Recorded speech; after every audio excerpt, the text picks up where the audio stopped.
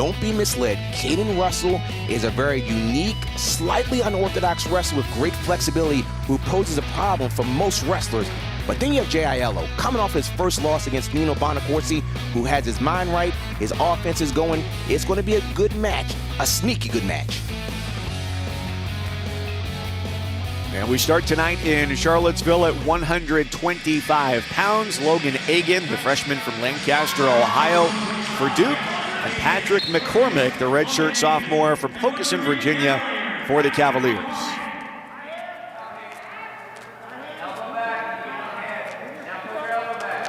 Egan is a scrappy wrestler. What that means is someone that's just going to be relentless in your face. However, many times when people are scrappy wrestlers, they're sloppy, but he's a smart scrappy wrestler. And you can see he's willing to throw headlocks as well. And Egan in ACC action has had all close matches. Got his first career victory, a 6-4 decision against North Carolina's Will Guida. Lost his debut 6-4. And then against Virginia Tech, a 3-2 loss on a late escape point. So everything he's done so far in his debut season has been exciting. Patrick McCormick is more of a counter wrestler. He'll hold position well, but once you get to his legs, that's when his offense really opens up.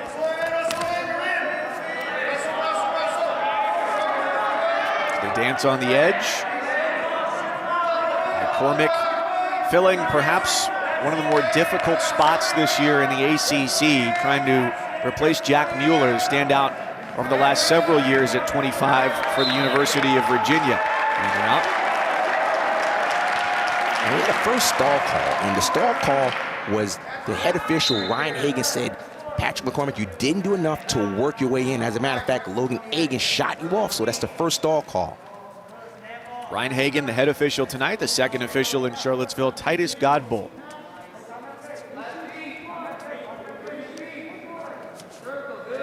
The big thing that Steve Garland said they miss here at 125, and this isn't anything against McCormick or Sam Book, the other lightweight for them, has been just the expectation from Mueller of getting bonus points consistently there. It's how good he was.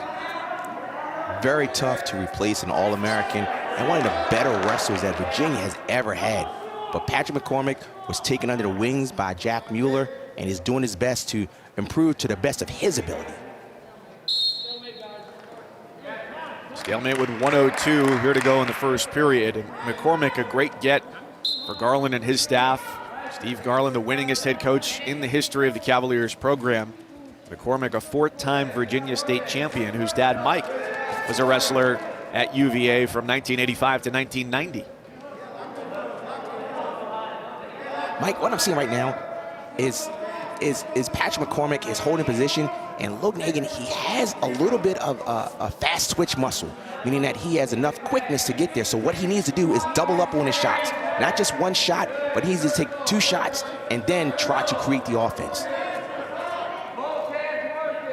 See if he can put together a chain of moves. His head coach, Glenn Lanham, said coming in freshman year, he doesn't have it figured out yet. When he does, though, feel like he could be really great and has really high expectations for him heading into the ACC tournament. Final 10 seconds of the first period. A lot of contact, no points on the board. McCormick trying to go low. And they're scoreless at the end of one. Well, Duke 0-3 coming into this duel here today in Charlottesville.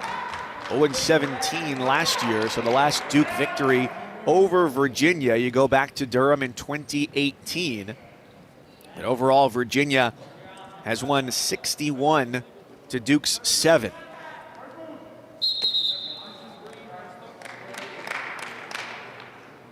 In general, freshmen have a challenging time to adjust from high school mat wrestling, and mat wrestling is mean when both wrestlers are on the mat, to college mat wrestling. College mat wrestling is really when you win the match here. Now, Logan Egan has top position, and he has to figure out, can he keep Patrick McCormick down? Patrick McCormick, tough wrestler. He's had a year or two under the belt at UVA, but mat wrestling is going to be the separation in college wrestling.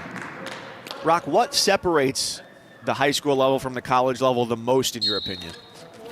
in general, the athletes are so much better on the college level.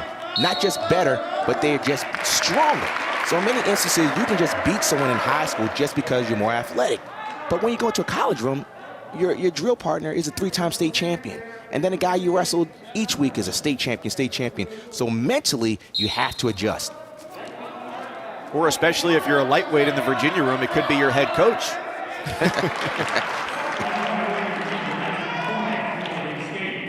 First point for McCormick on the escape. He's up 1-0. Logan Agin has gone to what's called an underhook when he drives the left arm underneath the right arm of Patrick McCormick. He's had great head position, but he just hasn't shot.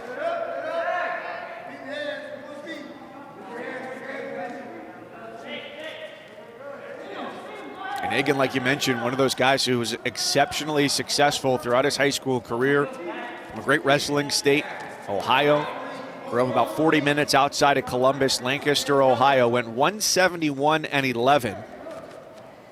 And was on the podium just about every year in the Buckeye State. A minute to go in the second with McCormick the only point so far on an escape. And sprawl from McCormick. Once again, Agin needs to double up. The one shot against a guy like Patrick McCormick isn't going to get it done. So he needs to shoot twice or do a reshot like he's doing right now. Trying to put together a sequence, and McCormick has fended him off at every turn.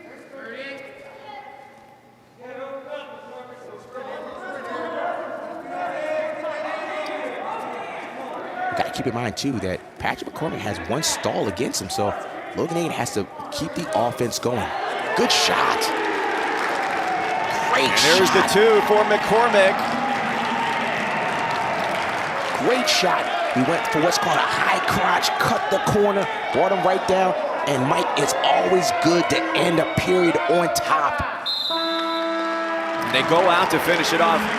So McCormick had the escape and then got aggressive. He's up 3-0 onto the third. He just went, get a look almost like a high crotch, but he also got the ankle finished quickly and brought him down with authority. And as they went out of bounds to finish the period, that was the first second of accumulated riding time in the match here at 25 as we're just getting started. Very important that Logan Agin moves quickly. Patrick McCormick is good on top, especially if you worked with Jack Mueller all last year. You've got to get better on bottom. Steve Garland called McCormick in the orange singlet Jack Mueller's protege, the 2-time All-American and 2019 finalist. Went up against Iowa's Spencer Lee, the bonus point machine.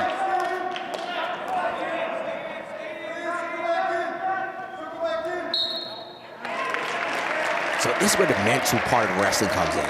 You see that Patrick McCormick had a nice solid ride, keeping Logan Agin down. Now Logan Agin's got to say, okay, he kept me down for 20 seconds. I got to explode. But if Patrick McCormick takes him down one more time, that's when you start to question, can I get out? Let's see what happens.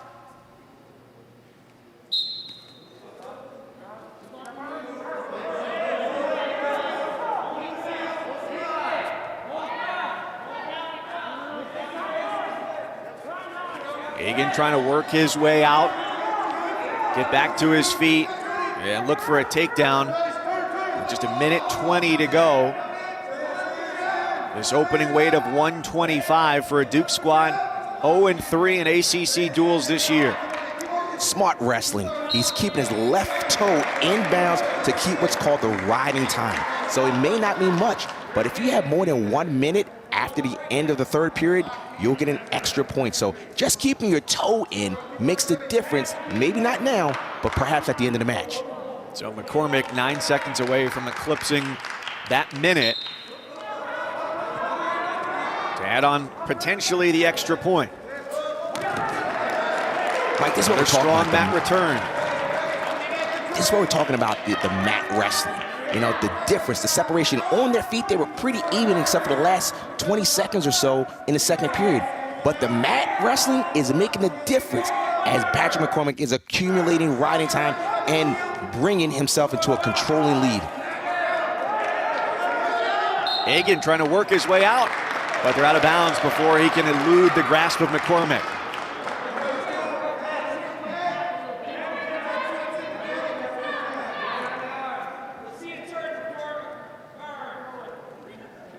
Logan needs to explode up and create chain wrestling. Not one move, but 1, 2, 3, 4, and keep it going.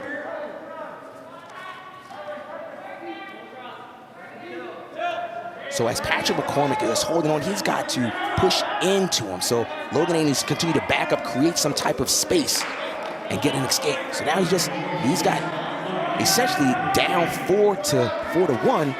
But let's see if he's still going to compete. You never know what can happen. Final 15 seconds. Can Egan put together some chain wrestling here? Looking for a takedown. He goes low. McCormick was ready. And a late takedown plus some riding time late in the second gives McCormick a victory. 133 on deck. Virginia's Louis Hayes looms large.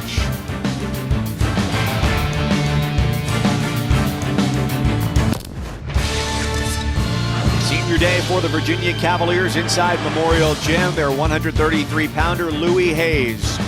Congratulations from this coaching staff, the redshirt senior out of Orland Park, Illinois. Honored before the match tonight, and now he steps out, ready to take on Drake Doolittle after Patrick McCormick at 25 has Virginia out to a 3-0 lead, Rock. I'll tell you what, Louis Hayes has just been a stalwart in the lineup.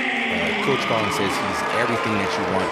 He gives it all, and I'm sure he's got so much adrenaline jumping on senior night at Mem Gym. Hayes number 12 in the country, mark of 6-2, and his 2 losses came his last couple of times out against Corbin Myers of Virginia Tech and Mickey Philippi of Pitt last Friday. He's got the underhook. And it looks like we may have a fall here. He's got the back points. Looks like he's trying to work it. Good fight by Doolittle, but Louis Hayes is working it. Can he get the shoulders to the mat? Working with all his force on top. Keeping the right foot in. Already got back points secured. Not even a minute gone, and the match belongs to Louis Hayes. And what a way to finish it on his senior night in Charlottesville. Well done. Went out there, he had the underhook, drove to what's called a knee pick to an ankle pick, and then as soon as he took him down, he went for the fall. How exciting can that be for Louis Hayes? He got the ankle, and he just works his way up to a half Nelson, and once he cinched it, it was good night for Doolittle.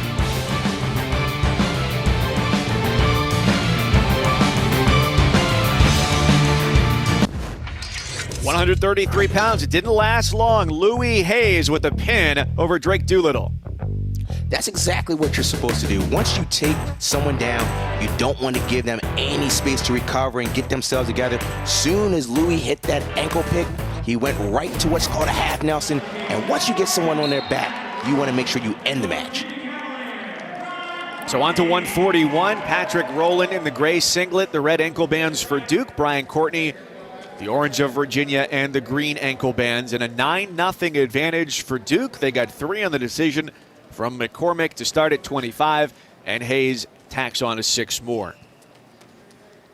Well, to wrap up 33, Rock, is Louis Hayes was coming off a 1-point loss against Mickey Philippi, one of the biggest gas tank guys in the ACC. And Steve Garland said, you know, if you can go against him, lose by 1, if you continue that same energy coming into this tonight, I think that's an extension of what we saw, the way he finished it off. Mike, he certainly came out with energy, so he was still probably thinking about the things he could have done better last week, but he sure did improve this week, getting a 6-point pin for the number 20 Cavaliers. team in the country here in Virginia, one of 5 ranked ACC teams, and we'll see 2 more later on tonight with NC State and Virginia Tech. Courtney's There's 2 dangerous for here. Courtney. Courtney is very dangerous when someone gets into his legs or when he gets into the legs. He likes to slip what's called a cradle. And if he gets a cradle, you better start to belly out, which means to flatten out.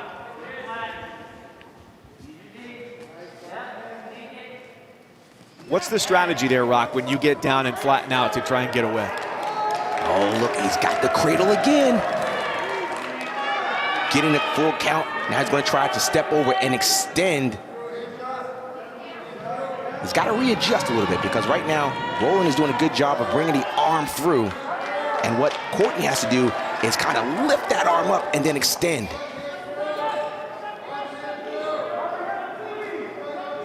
Roland yanking that right shoulder off the mat away from Courtney. That's the readjust. And that's back-to-back falls for Virginia. 33 and 41. Brian Courtney improves to 7 and 1. What a great start. What a great start for the Cavaliers. They've come out, had a nice gritty win at 125, get a 133 fall, and then Brian Courtney comes back with the cradle, readjusted, and got the fall. What a fantastic start for the Cavaliers. Rock, as a former NCAA wrestling official, what are you looking for here on the verge of a pin? First of all, it's 1 second, and you're looking to see if both back or scapula are on the mat. So once both parts of the scapula, both shoulder blades are on the mat for just 1 second, that's a fall in college. In high school, it's 2 seconds. 1 second is probably because it's so hard to get guys on the back, so they might as well just do it for 1 second. Underway at 149. This is one of the matches we highlighted at the very beginning of our action tonight. Josh Feinsilver for Duke, Denton Spencer for the University of Virginia. And Rock, it's not often you see back-to-back pins. With Denton Spencer out there, there's a possibility you could see 3 in a row. When there's momentum, you want the momentum to keep going.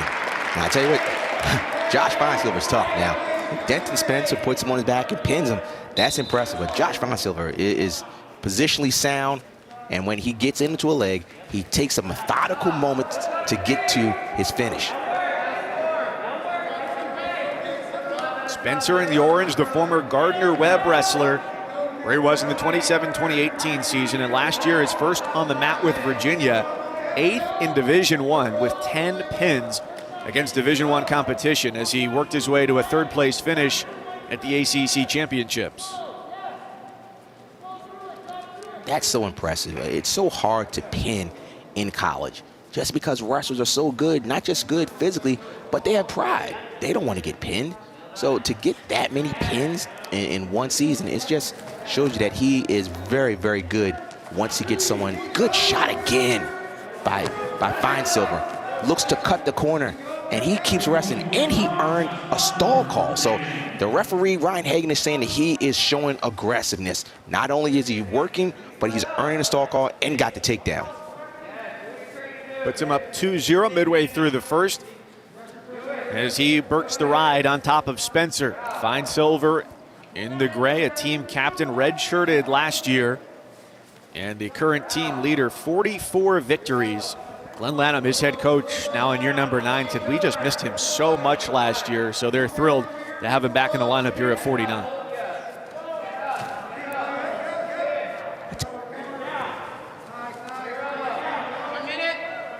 Feinsilver's doing a great job of what's called controlling the wrist. Controlling the wrist, or as John Smith said, you want to control the fingers, not just the wrist. And he is working. He's not just laying on top. He is moving his feet, staying on his toes, gets the leg in. That's called chain wrestling, not just hanging on. So a lot of times people say that you just want to ride, but ride isn't working for a fall. You want to work for a fall, and it appears to me that Josh Feinsilver is working for a fall and not just riding.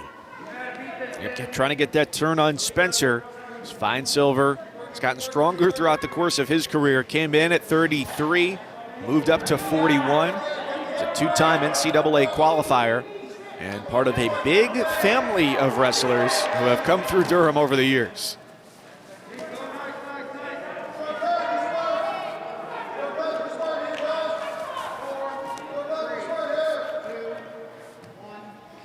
Good, tough ride. So the Feinsilver brothers, you've got Josh here, the redshirt junior at 149.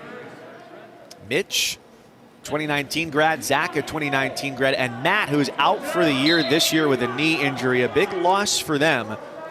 So here in the second rock, they start neutral. That's how much respect that Fine Silver has for Denton Spencer. Fine Silver had the choice, and instead of taking bottom, he said, I'll take neutral. But Denton Spencer got the takedown, and immediately he's trying to put both legs in.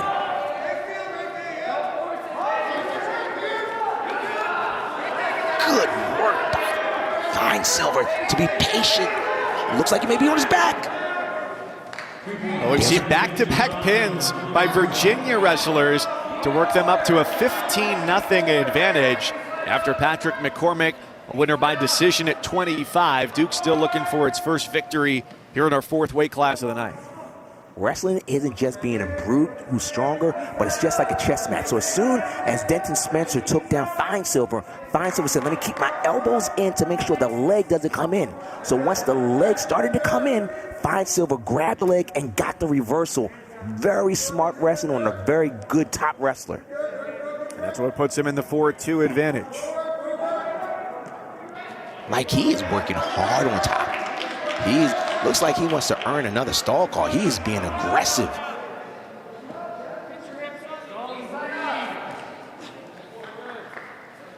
And there's the second stall call. So that means that Denton Spencer was warned. Second warning means a point goes to Josh Fine Silver. And look at the riding time just accumulating. So the question that we have to ask now, Mike, is what is Denton Spencer going to do in the third period? Is he going to say, let me go back underneath this guy who's ridden me for 2 minutes and 45 seconds? Or should I go back to my feet where I took him down?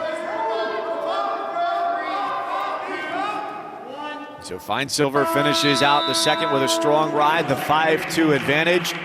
It was 2-2, got the reversal and the stall point as well. Spencer, we mentioned the transfer from Gardner-Webb, only one victory so far this year. It was against his former school, 0-3 thus far in ACC action, with another weekend to follow after this one. Nice shot. He's got to finish it. Now, this is where you have to finish quickly on Fine Silver. He'll try to what's called scoot and get to the corner. But Denton Spencer is putting his head right between the middle. He's going to try to come up and work towards it, but it looks like it might be a stalemate. Nothing's really going on.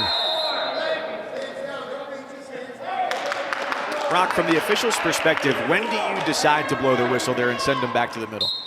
Wow, it's a great question. It's a judgment call, because there's some guys that just are holding for a stalemate, and then there are other guys. That say, I'm going to work and work and work, so you got to get a feel for it. And that's working right there. Continue to move. He snapped the head down, moved around, kept chain wrestling. Josh Fine Silver is looking really, really good in all three positions, top, bottom, and neutral. Yeah, flurry of action there leads to his takedown, makes it 7-2. He's already secured riding time, so his effective edge here is 6 points in the final minute of the third.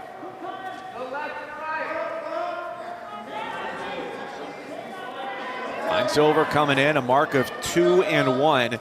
The only Duke wrestler in the starting lineup with a winning record, and he's on his way to getting to 3-1 on the year and getting Duke on the board at Memorial Gym. You can see why he's a leader of the Duke Blue Devils.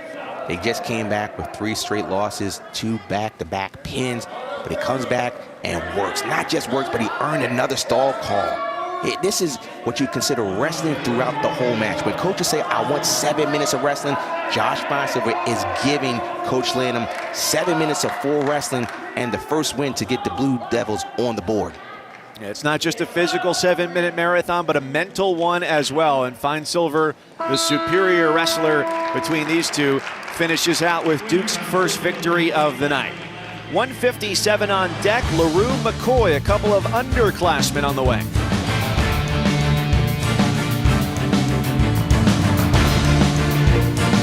Black History Always, a celebration of black excellence and black contributions within American history, college sports. Glenn Lanham, one of 2 black head coaches in college wrestling at the Division I level, 79 Division I programs. There's Glenn Lanham, and across the country at Oregon State, Chris Pendleton, a 2-time NCAA champ at Oklahoma State.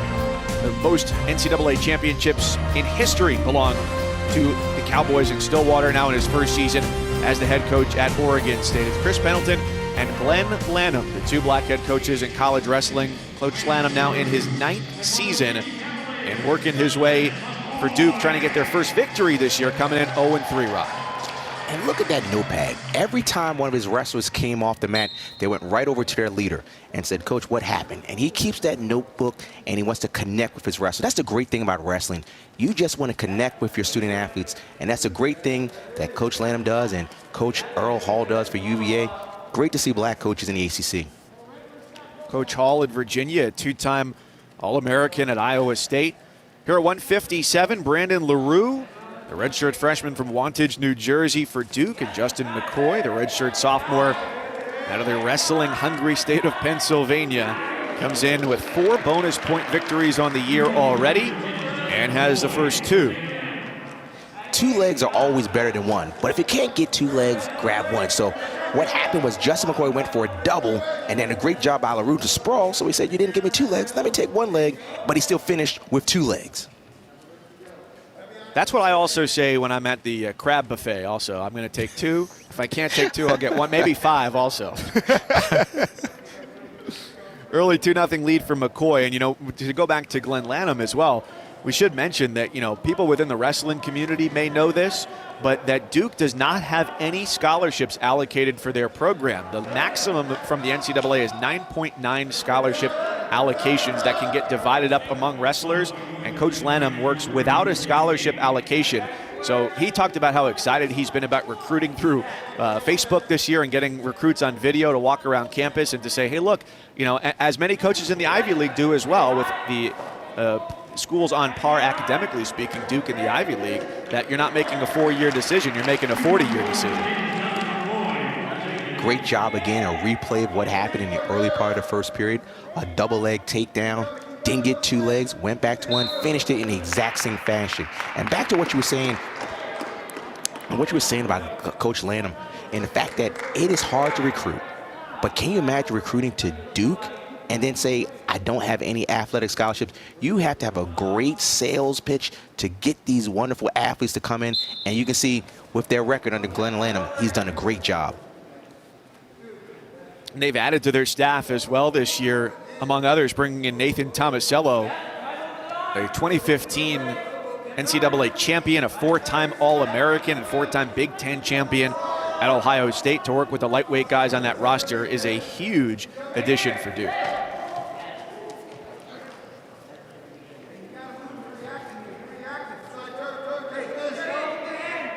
See, what Justin McCoy is doing is what's called a claw ride. When you go underneath the armpit of one arm and reach the trapezius or the shoulder muscle on the other side. And he controls that body, and he tries to bring the wrestler over top and get a back point count. He's building his riding time north of 1:40 already here in the first, and a 4-1 advantage. Mike, we keep saying the same thing over and over, but mat wrestling is the difference in college wrestling. So the question is, does Brandon LaRue want to go underneath Justin McCoy when he has over 2 minutes of riding time?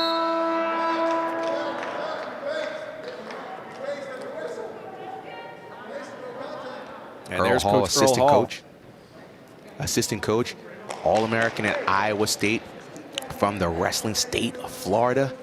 I don't know how they got someone from the great state of Florida all the way out to Iowa State. That's recruiting right there. Well, that's what Coach Lanham said to get Nathan Tomasello to come down to Durham. He said, I brought him down on a really nice 70-degree day to come around and walk around the campus. And you see just how nice it is. Because I can tell you right now, here at home in Ohio, the snow is only piling up and it's getting colder. So we have a little timeout here. And at the end of the period, it was an escape, maybe not an escape. And so the official said, look, let's just make sure we got the right call. So Coach didn't have to throw the brick. So they want to see, did Brandon LaRue get an escape at the end of the first period? So they're just checking to make sure. So let's see, it's 3 seconds coming down. It's all about control. Control is felt. So did the official feel that control was lost? Or did Brandon LaRue get out? Was there separation? Was he out of danger? That's a tight call there. It looked like they're not just getting out, but was there separation? So the question is separation, and could the bottom wrestler defend himself? So you say he was out, but could he really defend himself? So that's what they're looking at right now. They want to make sure they get it right. Rock, there doesn't necessarily still have to be physical contact for that call to be made, because if the wrestler can't yet defend himself, then you're saying he hasn't earned the escape point. Correct. It's all about control. Folk style wrestling is about control. Freestyle is more about positioning. So what they're looking at that was control lost by Justin McCoy. And at that point, they're looking at what's control lost, and then they're looking at the time to see when it got to 0, do we think? Now let's look at it. 0.2, 0.1. The forearm is still over the head. It looks like Justin McCoy still had control because Brandon LaRue could not really defend himself there.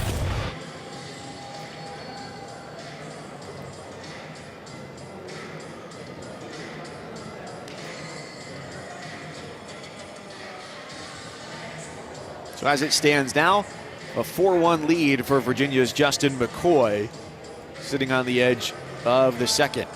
We got hoops for you tomorrow. It'll be NC State and Boston College at noon Eastern here on ACC Network, followed by Syracuse and Clemson at 2 Eastern. And then at 4 Eastern, lacrosse on ACCN, but we'll be back to hoops at 8 Eastern. Notre Dame and Georgia Tech, a surging squad in the Atlantic Coast Conference. It's here on ACC Network and the ESPN app.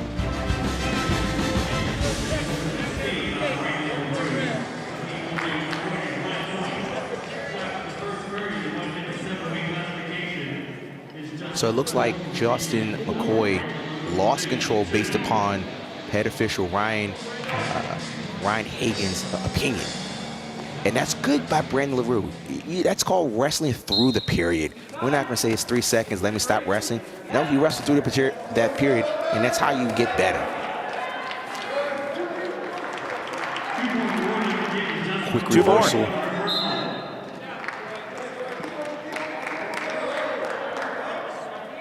It's 6-2. And at this point, Justin McCoy has certainly had control of the match. He's controlled it on his feet, controlled it on the mat. He started to look in his mind and said, can I get what's called bonus points? That's when you are win by 8 or more points, but less than 15 points.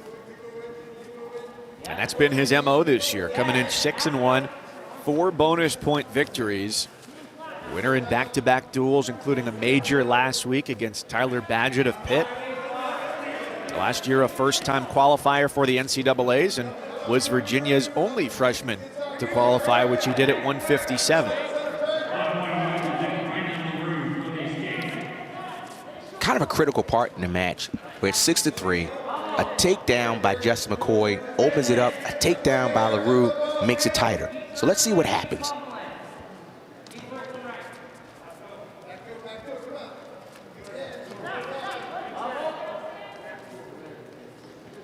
Let's see if Justin McCoy goes back to that double. He went to the double. Brandon LaRue did a good job of getting his hips back, and then Justin McCoy goes right back to the single. McCoy relentless in the pursuit, thwarted off by LaRue, the redshirt freshman, who last year worked at 149.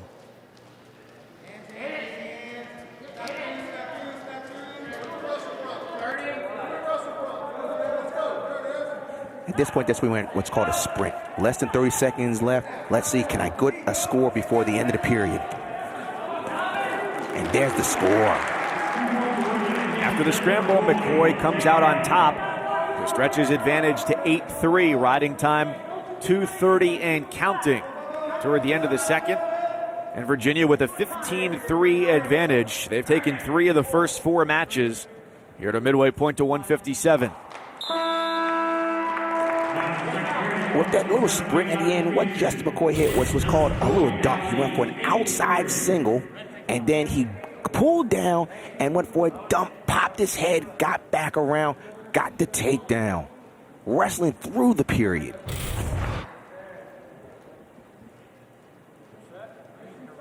And he, like everybody, had to wait a long time for action after last year's NCAA tournament was wiped away So he got back into it with his first action since last March at the Under-23 UWW Championships and the Junior Nationals in Omaha back in November. And at 70 kilos, 154 pounds, came out 7-1. Escape makes it 8-4. 8-4. Riding time secured, so it's really 9-4. So at this point, good high crotch. Man, he lowered his level and went right down and cut the corner. That was nasty. Rock, Justin McCoy has just been relentlessly aggressive. Anytime that a window has opened, large or small, he's been there to take advantage of it. And this is where, go right back to the double. You don't get the double, get to a single. Is he going to finish with 2 legs? Finishes with 2 legs. Great job. Great wrestling here. And as we talk, Mike, people think wrestling is just an individual sport. It's all about you. But no, he could have easily sat on his lead. But he said, I want to get what's called the bonus point. Instead of getting 3 points for the team, if I win by 8 or more points, I can get an additional point to make it 8-4. Excuse me. It'll be a 4-point win because of an 8-point or greater win.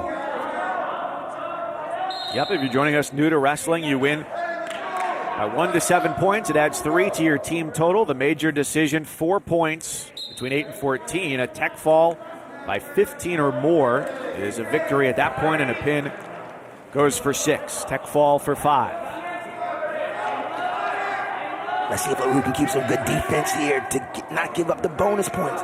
He's got to get his hips higher. And what Justin McCoy is trying to do is get his hips higher. Who's going to get their hips higher? He may get a takedown here. LaRue might get this takedown here. He's got to break the grip. Flatten his hips out a little more. Third time scramble. LaRue trying to get the 2. And time expires with the riding point. It's 13-6. McCoy gets the victory for Virginia. Halfway through, the Cavaliers have taken 4 of the first 5. McCoy improves to 7-1. Relentless wherever opportunity presented itself at 157 pounds. A redshirt sophomore victorious at the midway point.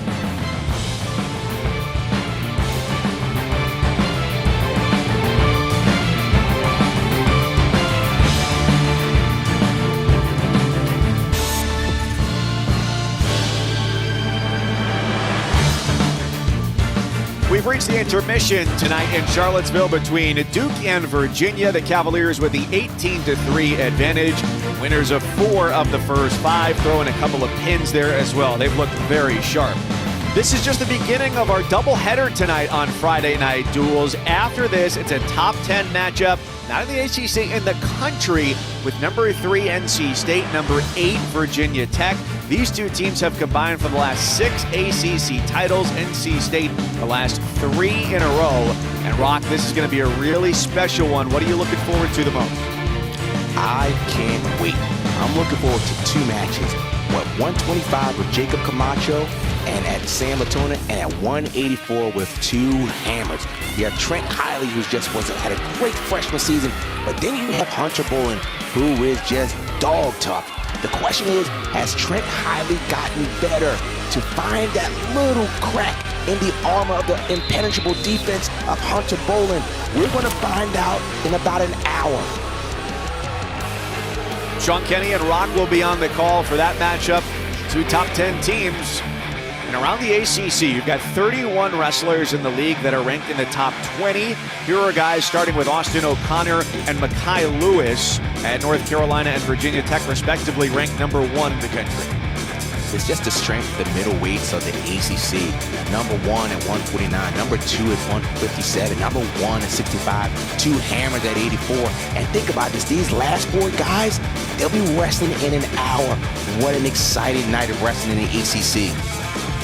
NC State, the longest dual match winning streak in the country, 22 straight. The second longest streak begins to Iowa, number 1 in the rankings right now. So that'll be good. Stick around for that one. We still got 5 more to go. We'll look back at the first 5 matches when we return.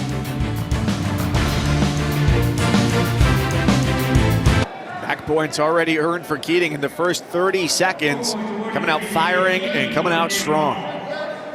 He's up 6-0.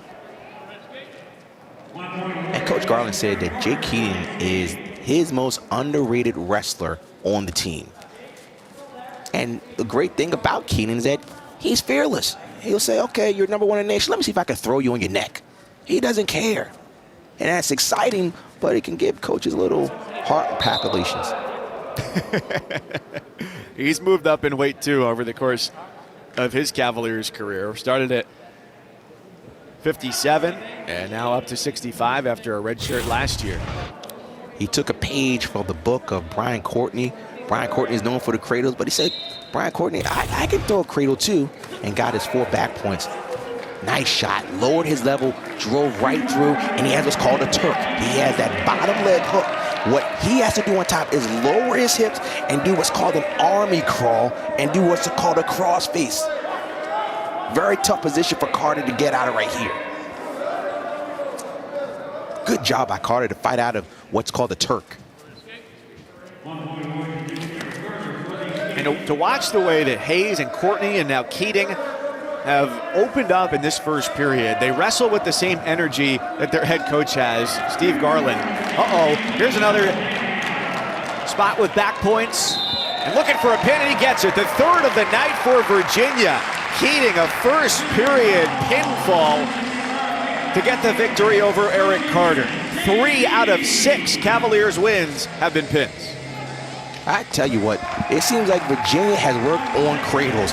A cradle by Courtney at 41, a cradle by Keating at 65. They are wrestling so well. Good job by the Cavaliers.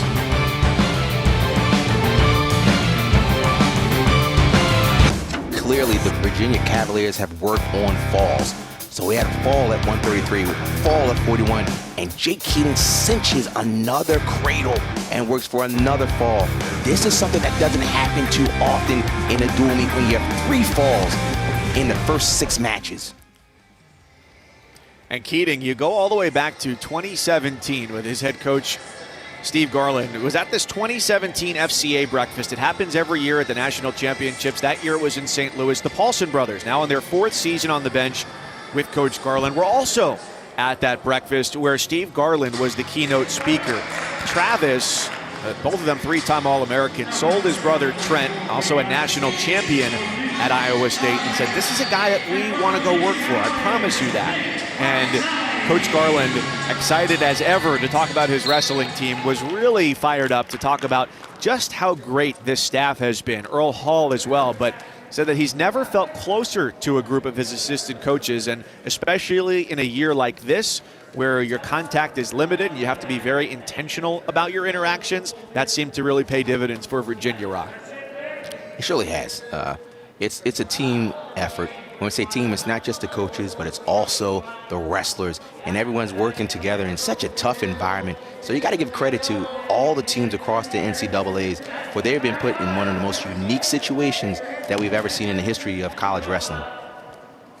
So interesting, in fact, that Steve Garland spent some of the Christmas break away from his family, living in the dorms with his wrestlers. This is where we see more of the youth for this Duke lineup. 18 of the 24 roster spots are filled by guys redshirt sophomore year or younger. Connor Becker, the freshman out of Ohio, in the gray singlet for Duke against Vic Marcelli, the redshirt sophomore for Virginia, who's got the leg here. Where does he want to go, Rob? He wants to bring it back to the middle. You don't want your opponent to hop out, but it looks like he's going to try and come up and get the takedown. A lot of times you just have to be patient. When you get the leg up in the air, guys in the collegiate wrestling world are so good in their defense. So you just have to be patient, and certainly Victor Marcelli did a good job of working for the takedown. Marcelli here at 74 works one-on-one with Travis Paulson, one of the aforementioned assistant coaches. Comes in 5-2. His only losses are against top 20 wrestlers, including Daniel Bullard of NC State. We'll see the Wolfpack, of course, coming up next. Our back end of our doubleheader tonight, Virginia Tech and NC State, a top 10 matchup. You run Friday Night Duels.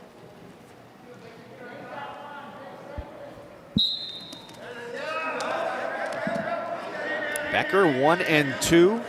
got his first win against Virginia Tech Sam Fisher in a high-scoring 10-7 affair. Trying to slip free here. He's got to get his hips away. When I say hips away, he's got to get them away and get separation between the top wrestler, Victor Marcelli, and what Victor Marcelli wants to do is stay tight to the bottom wrestler, Becker.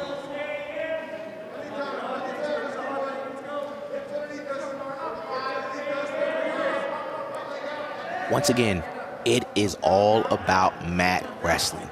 Takedown and can I not just ride, can we work for falls? And that's what Virginia has done for the first 6 matches. They're working for pins. 3 of the first 6 have gone Virginia's way with pins. To get up 24-3.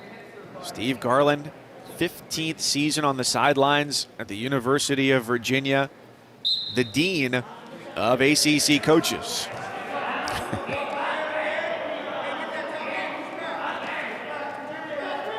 We got short time, and what Marcelli wants to do is end the period on top.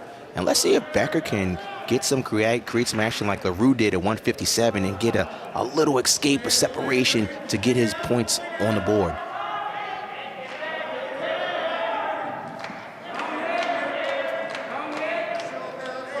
Two Buckeye State natives head-to-head here as the first comes to a close. Riding time advantage Marcelli as he's up 2-0. Well, we told you about men's hoops on ACC Network. We've also got women's hoops Sunday. A nice matinee, 2 Eastern. NC State, which has knocked off 2 #1 teams already this year as they take on North Carolina. A great matchup in the state of North Carolina. NC State, UNC, and it's all right here on ACC Network and the ESPN app. Duke had the choice, so they had 3 options: top, bottom, neutral, but there was another one called defer. And what they did, he said, I will defer so I can get the choice in the 3rd period. And as a result, Marcello said, I will take bottom.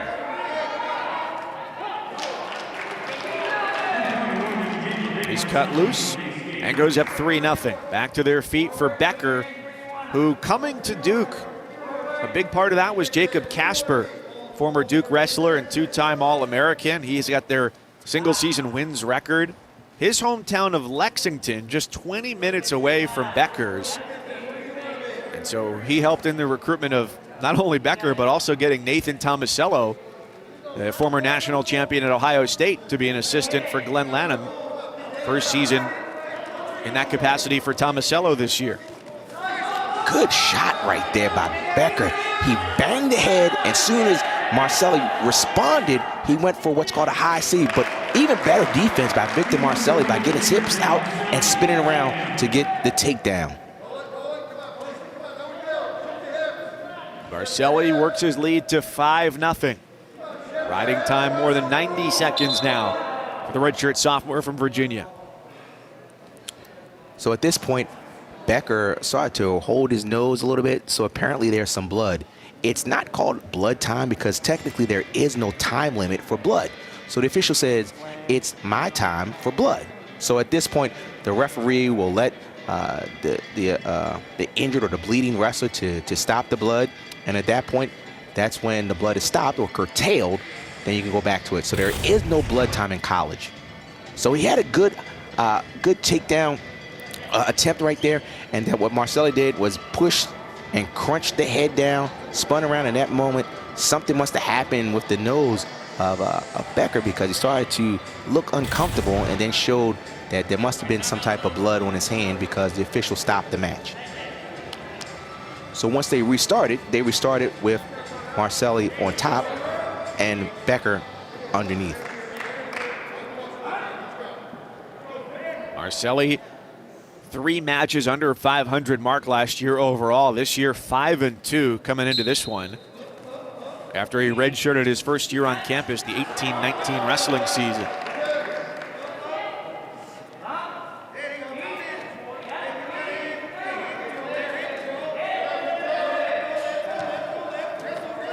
Good fight by Becker to stay on his feet and not get slammed back on the mat. Becker gets his first point on the escape, 5-1. Trying to go in on a shot here with short time in the second. He's got to watch his head.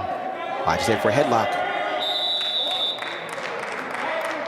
Becker's doing a good job of what's called a banging the head, lifting the head to get a response by Marcelli. He's getting in, but Marcelli's having good defense to protect his legs. It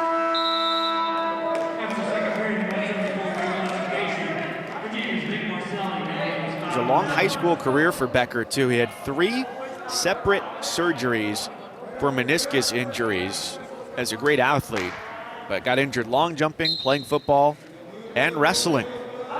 And it's in the family, the wrestling part, not the injury part. His older brother, Conan, a redshirt sophomore at Kent State. I love the fact of 3 sport athletes. Too many times high schoolers just want to specialize in a sport. Enjoy other sports. It helps different parts of your body. And a lot of times coaches love the fact that you did something else besides wrestling because you may get burnt out in college. So when you get someone that's a 3-sport athlete, that means that they have the ability, the capacity to be different and to always keep themselves fresh.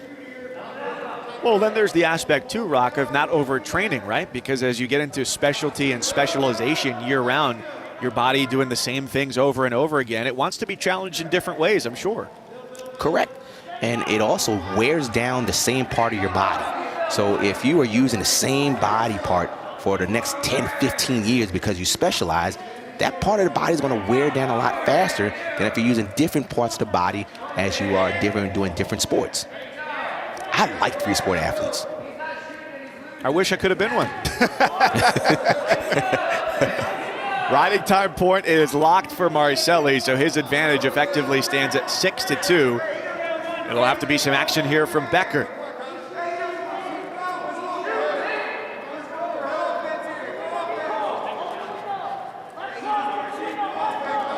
It seems like right now Becker is a little hesitant. He's seen that he can get in the legs or Marcelli, but when he gets in, it seems like Marcelli's defense is a little strong. He gets in again. Now he's got to move. He can't just hold on because Marcelli's hips are so strong. So at this point, Marcelli is trying to push away and get around.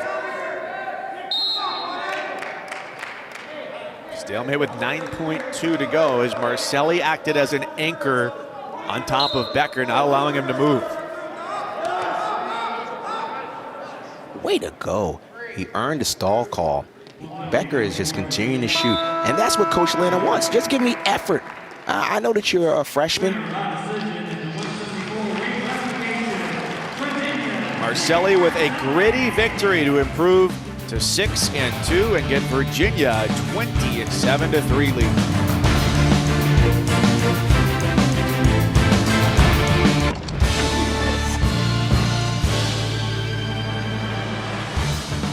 Weight classes remain, except 184 is a quick one. Michael Batista for the University of Virginia.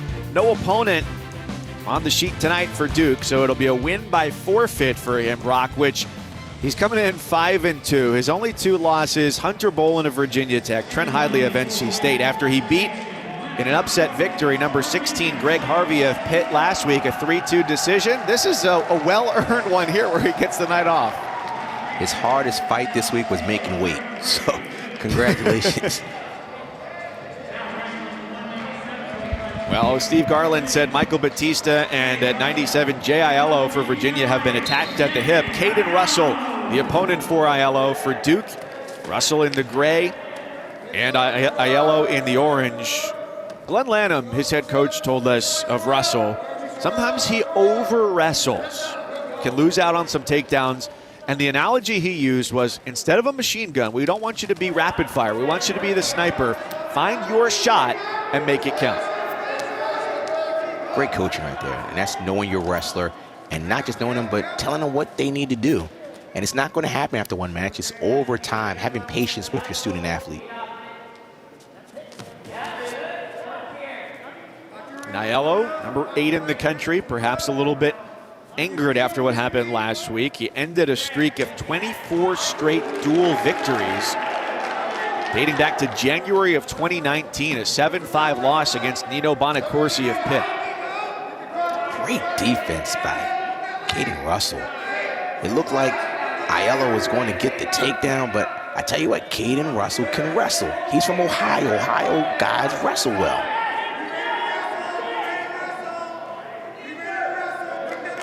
We just saw two of them, and a close one at 74. Here at 97. Aiello, last year ACC champion at 197, a qualifier for the NCAA tournament for the second straight year. Supposed to be in Minneapolis, unfortunately didn't go down. There's two. Had to work, be patient in the scramble position. Scrambles when no one has control and people are rolling around. You have to be careful and know your body position. Both guys had a good scramble. Jay Aiello came out on top and earned the takedown.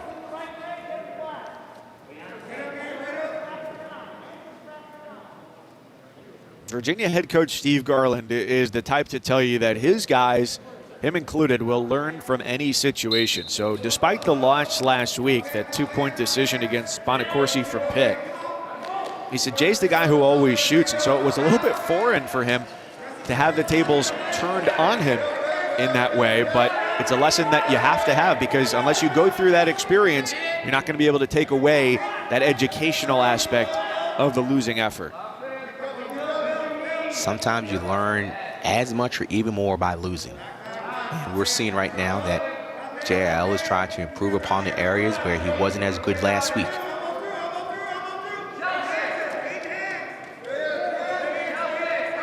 Good cut through by Russell. Got his hips away, got wrist control. But Aiello's right back in there.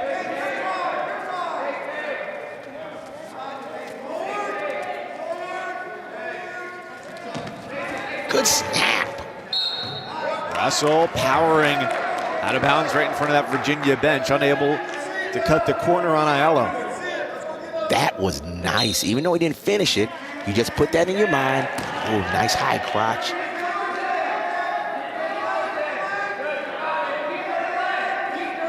Now at this point, Aiello's trying to get around to the other leg, and while Caden Russell's trying to work for a stalemate, short time left. As I said before, when he got that shot, didn't finish it, even though he didn't get there, he's going to use that and keep in his mind and say, you know what, I can get there again. So maybe he'll go back to that. It's been a quick ascent for Jay Aiello. Redshirt his first year in 2017, 2018. He went 13 and 15 and has really burst onto the scene at the national level, qualifying each of the last 2 years. And interesting to hear from Steve Garland, the Virginia head coach as well, that feels like his guys are really focused right now because of what they didn't have in the pre-conference portion of their schedule, where you're not going to Vegas, you're not going to Midlands, you're not having guys running around the country, wrestling unattached at open events, because you've got the extra events after the 10 matches are contested here. And so they've been able to get after it. Chess match. We saw earlier that Caden Russell had a great snap down, but this time, when he snapped his head, Jay Aiello says, thank you, and I'm going to go for a low single. But once again, great defense by Caden Russell. And just smart wrestling positioning. Going to try and put his opponent in a danger position. Now can he do the splits? As soon as the toe gets off the mat and to the floor, it's a dead time. So I don't care what happens. As soon as that foot touches the basketball gym floor, you got to stop the match.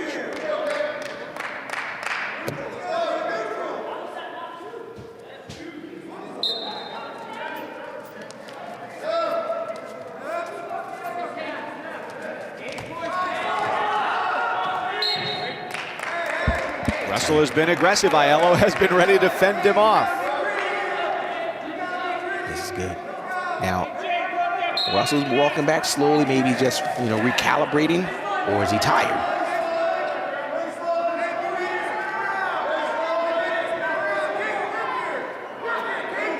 As a matter of fact, Jay Aiello actually likes to wrestle well underneath. Underneath is when some guys are underneath, over top of you. He wrestles well from that underneath position. And Caden Russell did a good job of pushing Aiello's knees away. Brock, you can see where the tactical advantage might come from being on top. Why would a guy like to wrestle from bottom? I don't know. It's some guys who just feel comfortable because of their body type, because they may be more flexible, because they just feel good. And that's the great thing about wrestling. There's no one way of doing it. Some guys are good being in underneath. And I tell you what, Mike, this is turning out to be one of the sneaky good matches that we talked about at the beginning of the broadcast. You see a number 8 versus someone that's unranked, you would say that number 8 guy is going to blow through, but this is a sneaky good match.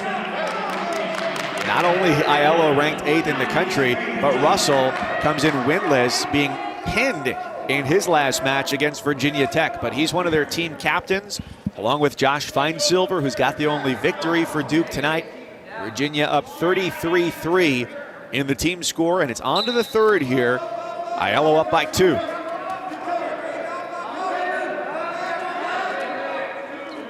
So the referee is counting because Aiello went to the leg. Here we go. So the escape. 3-2. Once again, he's trying to lock the arms, and he's good from here. You see, he's good from the underneath. He's just cinching it in. And so we're back into what's called the waterfall position. Now, who's going to get higher? At this point, all Jay has to do is turn around.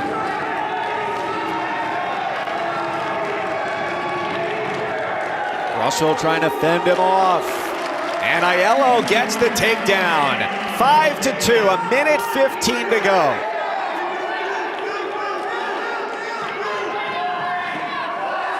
Russell has to slide his knees underneath him. And Jay Aiello wants to get that riding time advantage.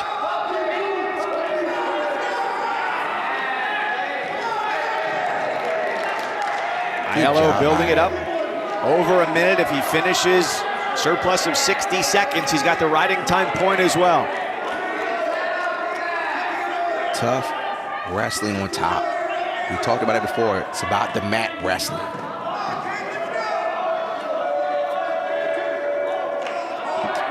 Mike, these are the type of matches that you need when you get to the NCAAs. Not pretty, you didn't score all these points, but you did enough. And these are things that you build off of.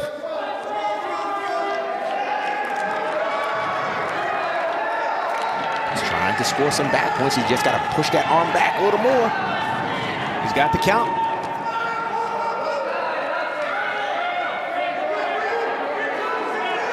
Well, Rock, ultimately, what did you feel was the difference here?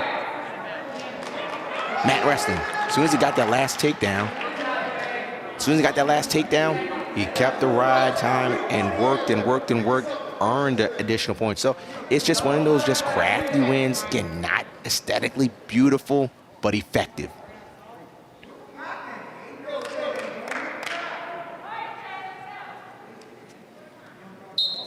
It's kind of like baking a pie, right?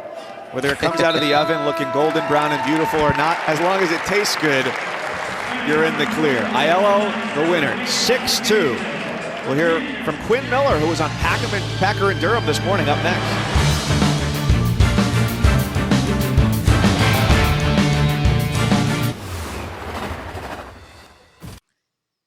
I mean, it's awesome. I'm not gonna lie. I don't have to cut any weight. I feel bad for all the other guys because they're all moody, and by the time weigh-ins roll around, I'll be like eating a snack, and everyone's like growling at me or something. So I like go hide in the weight room to eat my snack before weigh-ins. Me and a couple other heavyweights have a thing called Fat Boy Fridays. So every Friday we go find a new restaurant somewhere to eat, and I invite people, but it's usually just us heavyweights. Well, proprietors of Charlottesville, beware on Fridays. Here's Quinn Miller, a redshirt sophomore, native of Georgia, taking the mat for Steve Garland. Checks in at about 240, and he faces off against sophomore Jonah Niesenbaum, weighing in at 251 today. So one of the things that Steve Garland said last week, he gave up about 50 pounds in his match. They're a lot closer in weight here for their 10th and final match of the night in Charlottesville. Coach Garland expressed it by having someone that's kind of a lighter heavyweight. He said he could teach them a little bit things like the low single. And what was really interesting was Steve Garland, who was a national finalist in 2000, will sometimes wrestle against the guys in the upper weights in his room just to be able to get the experience for those guys too. And he says, the next day my whole body hurts.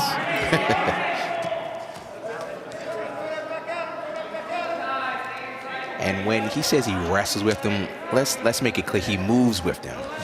Just good shot.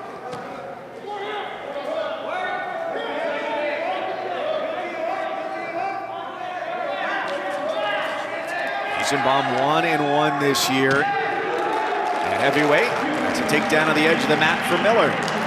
Good smart edge wrestling. Edge wrestling means that when you're out of bounds or someone else is out of bounds, but you get the takedown while a part of your body is inbounds. We call that edge wrestling.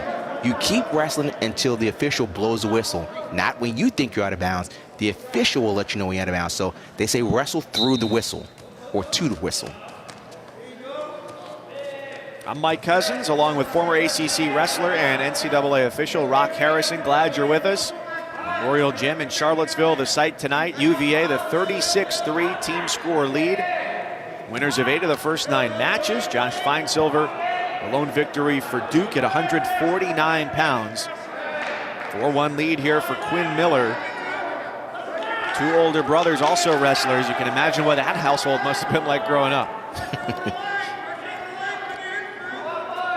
No, Mom, it wasn't me who got the hole punched in the wall. It was somebody else.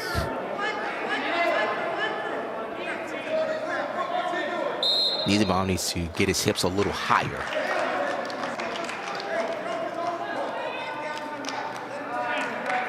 Eisenbaum has a good frame for a heavyweight. He's got good size, but he's got some length as well.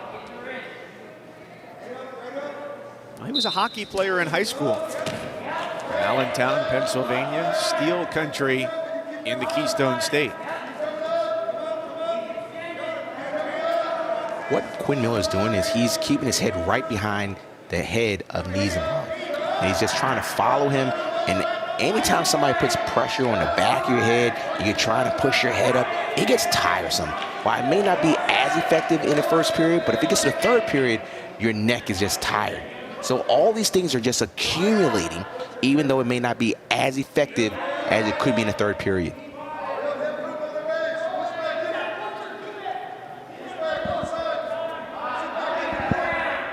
Miller trying to flatten Eisenbaum on the edge in the waning moments of the first period. This is the first of our 2 matches tonight where we'll bring you NC State and Virginia Tech later on, and also a 6 o'clock Eastern time start. UNC up 20-9 over Pitt right now through 8 matches. Tonight, 10 Eastern, after wrestling is done. Our next bald men not on campus this year, the philosophers of the round ball. Jay Bellis, LaFonso Ellis, Seth Greenberg. No shortage of opinions on this show. They'll preview the ACC slate of weekend games and give you the latest news from around the conference here on ACC Network, ESPN app, 10 Eastern. I tell you guys, that was dirty. You had Dr. McCormick. Oh, we may have a fall here. 4 falls by the Cavaliers. Did they work on that? I tell you what, they have made a statement to the nation that last week was not a fluke, and they are getting better. Great job by UVA, and ending it with emphatic slapping of the mat by Quinn Miller. Wow, just what a way to finish off a dominant night from start to finish for Virginia, getting pins at 33, 41, 65, and hear from Quinn Miller.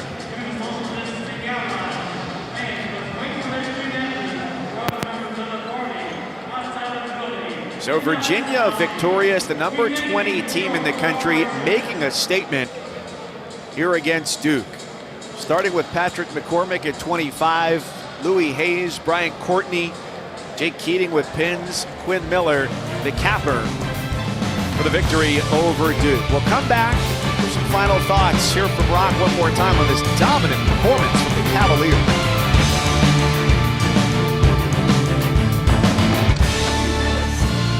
Blinking, you might have missed it tonight. 4 victories by pin for Virginia in a dominant 42-3 effort over Duke.